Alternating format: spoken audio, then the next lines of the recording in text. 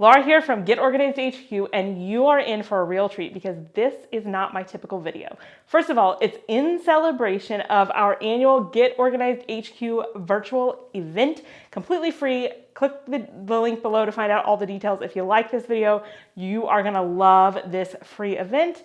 And also, this is a collab. So a bunch of speakers from this event are also doing videos on the same topic of their top home hacks, sharing them with you. So be sure to click the link below and check out all of their videos so you can get tons of home hacks. All right, so let's go ahead and dive in. I have 36 amazing home hacks to share with you. Now, these did not all come from me. I asked my team, I asked friends, hey, what are your top home hacks? And I'm gonna share them here with you. Sometimes it's important to just work with how the home already functions rather than to try to work against it. And so what I mean by that is if you have a spot in your home where clutter always tends to build up, I find this to be especially true whenever somebody first walks in the door. It's like a dumping zone. You know, you've got stuff in your hand and things just pile up. Instead of being like, okay, I want you guys to go put that, or even yourself, I'm just as much a culprit in my household as anyone else. You need to go walk over here and put this away here and put this other thing away here. Just work with it and place a basket in a hot spot just so that there's not like all this random junk building up everywhere. Kitchen island is another huge one. I think people tend to really collect junk. If you give it one basket that gives it a home, and then have regular times throughout your day, at the minimum once a day, for busier households, maybe 2 or 3 times a day, where you go empty that out, I guarantee you that will be easier to get everyone on board and more effective than trying to have everyone go put it wherever it goes right away. Anytime you wanna accomplish something or make a change in your life or follow better habits, always make the better habit the easier thing to do.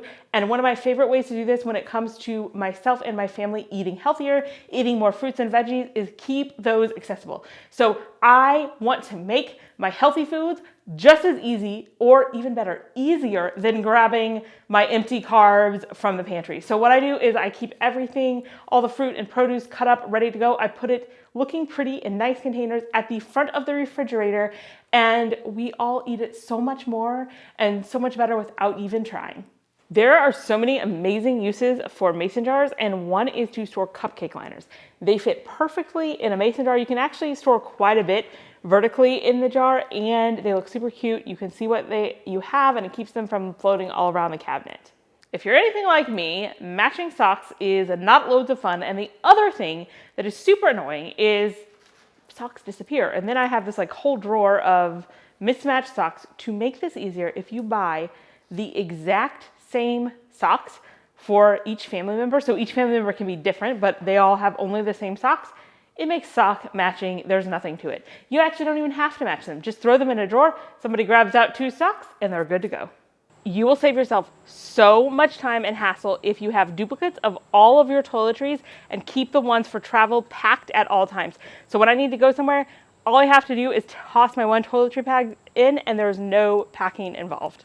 One of the most efficient and affordable ways to organize things is with the 10 drawer craft carts that have 10 different colored drawers, and it's especially helpful for organizing things with colors. So like all your felt, and you can match the colors, or all of your scrap papers and things like that. These are perfect for organizing those. If you want to keep a clean kitchen, and who doesn't want that, then one of the best things you can do is to get in a habit of running your dishwasher every single night before you go to bed. You're gonna make sure all those dishes are in there. Even if you haven't had time to wash all the dishes, get the dishes in there, run it, and then unload it first thing in the morning. I know we don't all love unloading the dishwasher. It takes like 3 or 4 minutes. And then your dishes are not gonna pile up in the sink or beside the sink all day because you'll have an empty dishwasher to put them in. Now, this is what I have found. I don't like to waste things. I'm guessing you don't either. So it feels like I kind of need the whole dishwasher to be full in order to run it. But I'm gonna tell you, we only have a family of 4, and it's usually, especially if we didn't do a ton of cooking, not completely full at the end of the day. But if I don't run it that night, then what ends up happening is I put a few breakfast dishes in, but then by lunch it's too full, and then my dishwasher, I know this is gonna sound crazy, it takes like 4 hours to run a cycle because it dries them. It just takes 4 hours, and then that's not working, and then they end up piling up. So running the dishwasher is actually way more, especially the modern ones, water efficient and energy efficient than like actually just washing them in your sink. So I don't feel bad about it using just a tiny bit of extra water and ending up running that dishwasher every single night, no matter what, even if there's only a few dishes in it, so that then I can get up, the dishes are clean, I put them away, and I can keep my kitchen under control throughout the day. This is something I've talked about several times, and a lot of you have told me that it's been a game changer for you.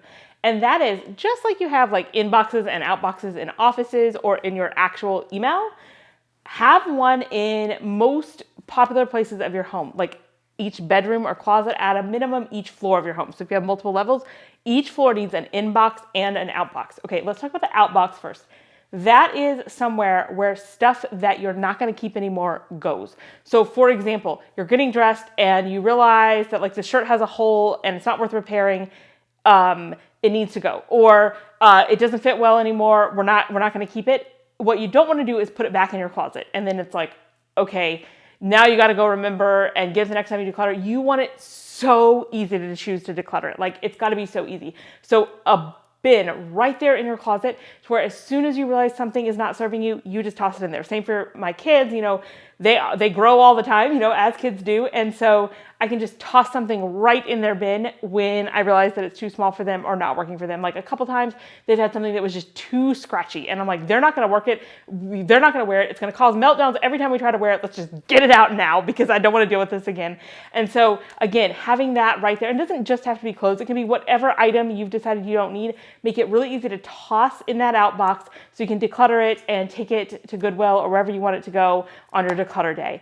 And then the same concept is an inbox. And so I have this in my closet. There's actually a couple places in my closet where I have a bin, whereas when I buy stuff and I'm not ready to put it away, this can be like things I order online or things I buy from the store. Like I have makeup, I have nail products, I have whatever kind of stuff, toothpaste, toothbrushes that need to go where they need to go, but I'm not ready to put them away. I dump them in the inbox and then I can deal with it later when I have time. Now, if you like this concept and you want to hear more about it, I have an entire video dedicated to this, so I will link it down below for you.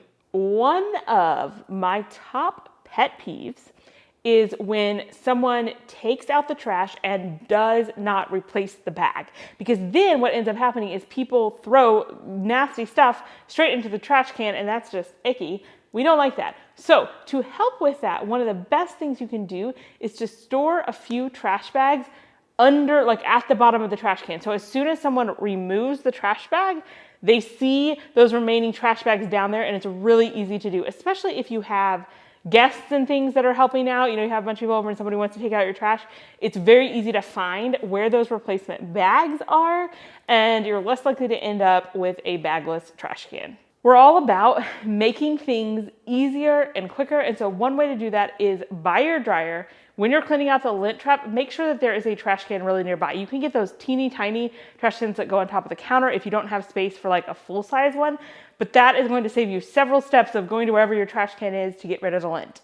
Labeling everything is so helpful, and even if you can see what's inside, it just helps yourself and everyone else put things back where they need to go, because it just feels wrong to toss the opposite thing in something that is already labeled. So it's so helpful. If you have a pan with stuff burned on it, you know how hard that is to wash. So the best way to take care of that is to put equal parts water and vinegar in the pan, bring it to a boil, and then add baking soda to it. And that reaction is going to make it so much easier to clean. When you have a busy family or even a less busy family, keeping track of everything that's going on is hard. And I cannot tell you how many times, you know, I said in passing to my husband, oh, remember how we have that thing, you know, next Tuesday? And he's like, oh yeah. And then next Tuesday comes in like, did you remember that thing? And he's like, oh, I forgot about that. Yeah, you know, that scenario where we're getting surprised by events, and the more events and things that you have, the harder it is to keep track of. So the really important thing is that you have one master calendar where all the events are. So if kids have practices and games and schedules and we have appointments, we need one master calendar. Now, I don't think it matters terribly much if that calendar is digital or physical, but you need to have one source of truth no matter what you do, so we all know this is where we go to figure out what's going on. I've tried multiple things. I've had a physical one, I found that I didn't update that as much because it was just more work, and I'm already keeping a Google Calendar. So instead I got one of those like calendar display frames. I got the Skylight. I'll link to it down below. And that just displays my Google Calendar. So now everyone in the family can see exactly what's going on and where we need to be. I would say this is my personal favorite hack of all the ones I'm giving you. And that is to use the same bins as much as possible throughout your house. That just makes life easier. So instead of like using, you know, these pretty mint green color bins in my daughter's closet and then using these gray bins in my closet and some blue bins in my son's closet and having all these different bins, we use the same type of bins as much as possible throughout our whole house. This does so many things. First of all, we avoid those seasonal colors because a lot of times, for example, if there was like a springy color that Target had in a bin and I'm like, oh, that's really pretty. And then I want to 6 months later, I need another one. They don't have it anymore. So we're going to stick to those colors that they always have in stock. And then when I need to mix and match, it's so easy. So when something changes, it's so easy to just be able to take something from my office to my closet, to my kids' closet, to my pantry, to my garage, wherever it needs to go when I've used the same type of bin. Also, I do like to keep extras of bins on hand so I don't have to go out to the store and get them. Now, if I had, 28 different types of bins in my home, this would just not be very feasible or reasonable. But when I have just a few styles, it's very reasonable for me to have a few extras on hand. Or if I do a project and I end up reorganizing something and I don't need quite all of them, I can just put those with the stack of the matching bin. So I have like the multi-purpose bin. I have an entire video on this. There's like 52 ways you can use it. I'll link that down below. That would be by far and away my number one favorite bin. And then I try to have only one type of drawer organizer, really minimize the number that you have.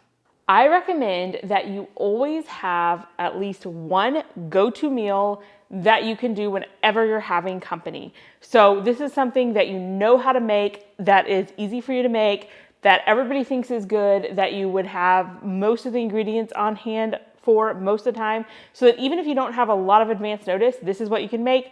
Or if you're just busy, or if you just want to make it easy so you're not having to reinvent the wheel every time you have people over. And here's the thing, even if I serve the exact same thing every time I have company for like 10 years, most people are not going to get tired of it because I'm not having the same people over like every week or anything like that. It's usually months before someone comes back again. So they're not going to get tired of it. And I just really like having that go-to meal. For myself, that go-to meal is we just take chicken breasts, we season it with salt, pepper, and a little bit of garlic powder, stick it in the crock pot, no water or anything, put it on, either high for 4 hours or low for 8 hours. It's perfectly tender, shred it up, and then we always have barbecue sauces on hand. So we'll put out the chicken, we'll put out a bunch of barbecue sauces and buns, and people can either eat the chicken with or without barbecue sauce, with or without bun. So it's very versatile. It's naturally gluten-free and sugar-free, and it works for many different eating styles. And I like the mix and matchingness of it. My mom, growing up, and still to this day, has a go-to meal, which for her, she calls it Texas taco, which means it's just all the components of a build-your-own taco. So she does rice, beans, taco meat, cheese, tomatoes, salsa, lettuce, chips, and then people can build their own. And I really like that because, yet again, it works well for a lot of different eating styles. If you're trying to, reduce carbs, that's fine. There's meat, or whatever. So it just works out really nicely. And again, it's the same meal every time. So it's really easy to do. I think this is probably my second favorite hack of all the ones that I have talked about. And that is to have what I'm going to call an audio shopping list. So here's what I mean by that. That means, okay, you could have a list that's like on paper, somewhere in your house. That is not as effective because everybody has to go to one place. You have to stop and you have to write it down.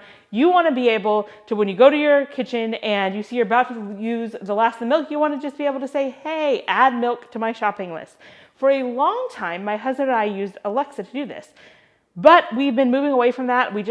They're not working as great, so we've gotten rid of them. And we realized, you know what, we can take it a step further because our Alexa devices are only in our home. So if I'm out and about and I realize, like, I'm talking to my friend and she's like, oh my goodness, I tried this amazing new yogurt at the store and I want to add it to my shopping list, my Alexa's not there, right? So you can do this on Apple devices. So what a lot of people don't realize is the reminders function of Apple. And I personally think this is just a weird way to name it, but the purpose of reminders is both to actually remind you of things, obviously, but also to serve as lists. So like a packing list, a shopping list, things like that. That's what Apple designed it to do. Don't ask me why they didn't call it reminders and lists, but they didn't. They didn't consult me. So it is also designed to make lists. So we created a reminder list called shopping list. Now, wherever we are, if we have our phone, we say, hey Siri, add milk to my shopping list. I also have an Apple Watch. So I press my Apple Watch and I say, hey Siri, add milk to my shopping list. So both my husband and I, wherever we are, and we share the same list. This is very important. So it's one list for the family. Wherever he is, wherever I am, at any time, we can just add something to the list and it's always with us. So if we just want to stop by the store on the way home, we all know exactly what's on the list. And my husband and I just know anytime we go to the store, look at the list, get whatever's on there. In addition to that, I love this. I don't love having my phone like in front of my face when I'm walking down the grocery store. Like I find that awkward. If you have an Apple Watch, it's very easy to bring the list up on your watch. So I'm actually just using my watch as I go and checking things off of the list. It also is very smart. Apple designed it for this. So when I add something, it automatically categorizes it for me. So it tells me if it's in like the frozen, the produce, so it kind of matches how you go through the grocery store. It does this automatically. I can also tell it, hey Apple, I want you to categorize this differently. And the next time I add it, it knows how to categorize it. So it is very smart. I don't know why I didn't start using this sooner, but the bottom line is if you have some kind of list that is digital, that can be shared, that is really easy to add things to, you're gonna find that you rarely run out of your necessities. I love to use bins and boxes and things for things other than their designated use. And my favorite one of all that is so versatile is Photoboxes. They're designed for, of course, organizing photos, but they fit so many amazing things. I even have an entire video showing tons of different ways that I use them. You can click below if you're interested in finding out more about how I actually use them.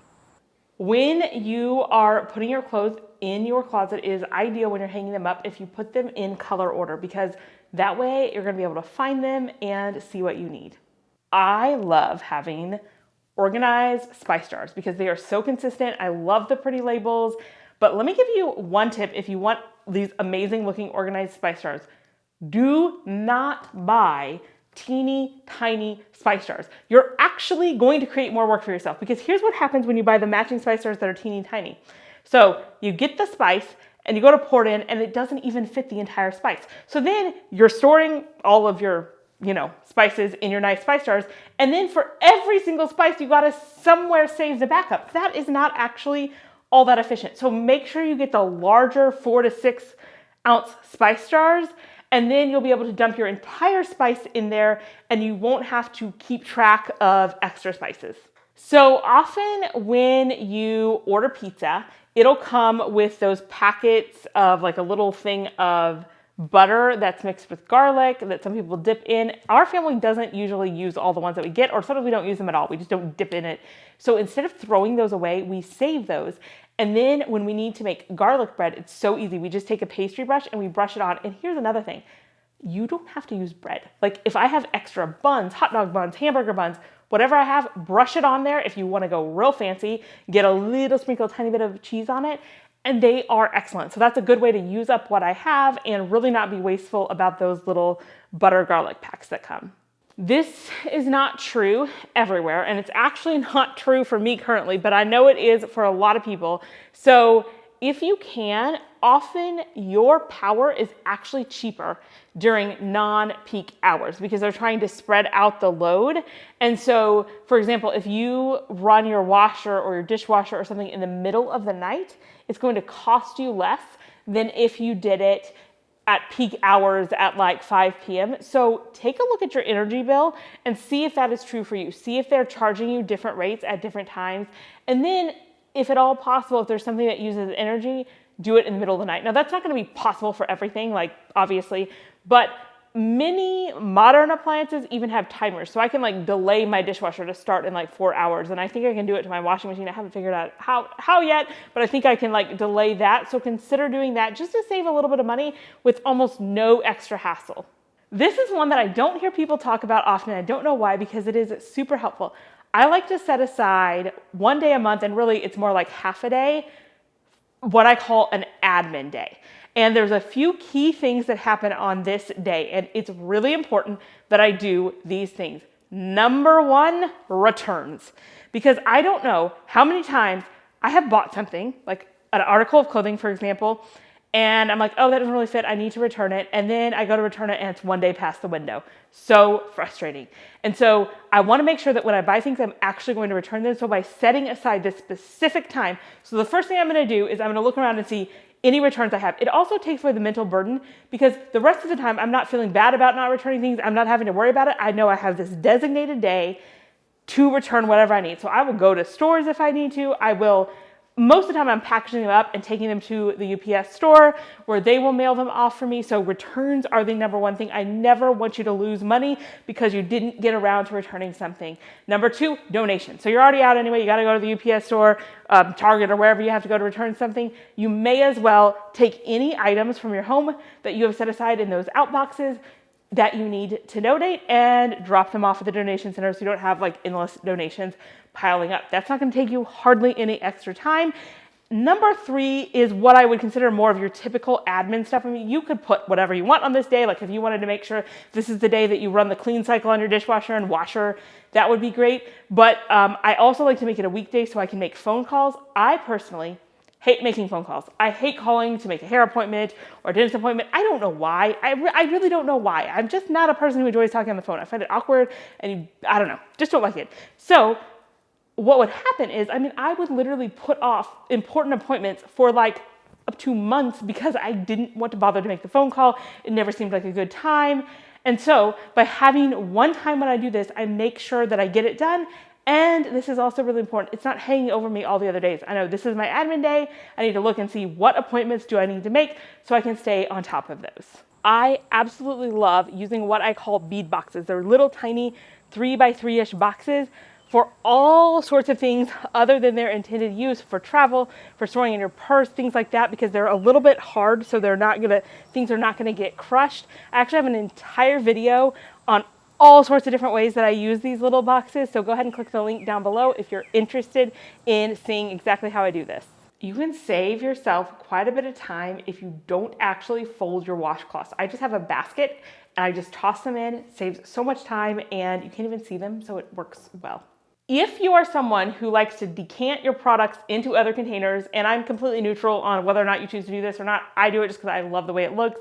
I love the feeling of being able to see what I have. But if you choose to do this, then make sure that you have one box or bin or designated area for the extras. Because what you don't want is all of these random like partial bags of chips and cookies and crackers and all these flour, all this stuff in random locations. Make sure you give yourself one designated spot to put all the extras so you know where they are.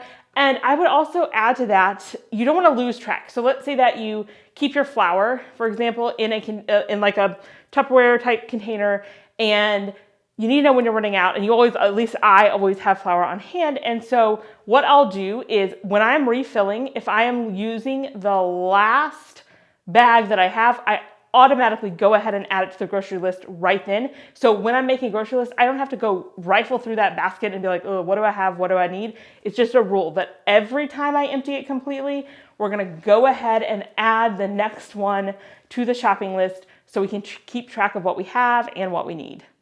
All right, so when you buy Parmesan cheese, those lids fit mason jars perfectly. So what I like to do is, I like to keep a cinnamon sugar or brown sugar cinnamon mixture for like sprinkling on waffles, or if I'm making cinnamon toast or things like that. I like to keep that on hand and I want to be able to sprinkle it out. So the mason jars with a Parmesan lid are perfect for that. If you, like many people, are trying to break the habit of using your phone all the time and just kind of mindlessly scrolling, and if you have that habit of like, you wake up, you reach over, and the first thing you do, let's see what's new on here. The best way to break that habit is simply to put your phone on the other side of the room so that when your alarm goes off, it's not easy to grab it straight away. And for me, as soon as I get up, I don't know, I'm up already, and so I just don't automatically reach for it. consider what you might be able to hire out. And even if you think certain things might be frivolous, or you might not have thought about hiring out lawn care or cleaning or things like that, most people will hire experts like plumbers or electricians if you have that need. Even if you know how to do that yourself, maybe you're actually really good at plumbing, or your husband is, or something like that, but it takes you a lot of time. Consider the value of your time and what else you could be getting done in that time. And I know that, finances can definitely be a consideration, and prices for these things may vary by region and things like that. But think about it this way. Okay, so let's say that you want someone to free up 4 hours of your time, because that is how long it takes you to do your weekly deep cleaning of your house, or your monthly, or something like that. A lot of times in my region, that's maybe going to be $100. And we could easily go to Chick-fil-A and spend $60 for my family of 4. So if we go to Chick-fil-A twice, we have already spent more than it would cost to have a cleaner come once. Now, this is going to vary by person. Chick-fil-A is fine, I guess. I don't know. But I find it just as easy to throw some chicken in the crock pot. My family is just as happy with that. So I would much rather forego those 2 fast food restaurant visits a month and save 4 hours and get someone else to deep clean my house. So just kind of think about that, and think about, could that apply to lawn care or different things? Think outside the box, and might you be able to get some help to free up some of your time? I love using Lazy Susans for all sorts of things, but one of my favorite ways is for medicine, either a divided one or one with a little lip. It works perfectly because the bottles are round, so you can just spin it around and see what all you have. It's always hard when you want to give a gift to somebody and you're not sure what to get them. So I recommend keeping a note on your phone or something like that. And then every time you're with someone and they're like, oh, I love that, or I kind of wanted that, but I didn't want to splurge on it, or something like that, take note of it. And then when it's their birthday or whatever, you're like, oh yeah, I remember that thing they talked about a few months ago that they really wanted, and you can get it for them.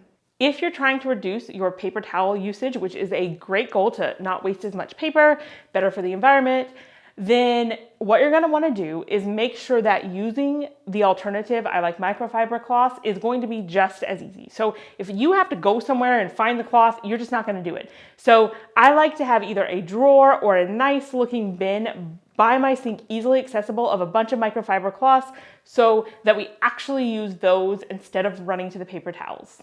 If you haven't done this, this is going to save you so much time. So when you cook up a bunch of chicken breast and you need to shred it to eat it for recipes, whatever, instead of having to pull it apart, which often it's really hard and it takes a long time, or try to cut it up somehow, if you put it in your stand mixer and turn your stand mixer on low, it will be shredded up perfectly in a matter of probably not even a full minute. And a hand mixer would also work okay for this as well. So if you don't have a stand mixer, just your standard hand mixer, again, it'll just take a minute. It'll be shredded up perfectly, no time at all. This is something I have just done naturally for years. And one time I was with a friend and she was watching me do it, and she's like, I never thought of that. And then I realized, hey, that's a really cool idea. And so that is how I use my reminders on my phone. So you may know that you have a reminder feature on your phone, so you can just go in and you can say, remind me next Saturday at 10 a.m. to return the library books. Okay, that works fine. And if you didn't know that you could do that, that'll be a game changer for you. But I take it a step further, because what I was finding is that something would come up. Like, for example, I would sign up for Netflix and I knew it was just for one show and I didn't want it next month. And I would put in a reminder for myself to cancel it. But do you know what happened is I would press snooze and I would kind of ignore them, or I'd be like, yeah, I know I need to do that, but it's not critical. And then I would end up not actually doing them. So I go one step further, and this makes all the difference. So instead of just saying cancel Netflix, I say cancel Netflix or be charged $17. Now I'm way more motivated. Or return library books or they will be late. Ooh, that sounds terrible. So I give myself basically a threat or a consequence of what's going to happen if I don't do that thing. And I find myself doing it so much better just by putting that little extra oomph into the reminder. And I actually have a whole entire video on this, so I'll link that down below if you want to hear more about it. If you are trying to create a new habit, it is far easier to stack that habit onto one that you already have than to just kind of add it into your routines. Let's say you want to start making your bed regularly. If you just say, I want to make my bed, it's going to be hard to do that. Instead, pick something that you already do every single morning. For example, many of us might already brush our teeth every single morning. So when I brush my teeth, as soon as I put the toothbrush away, I am going to make my bed.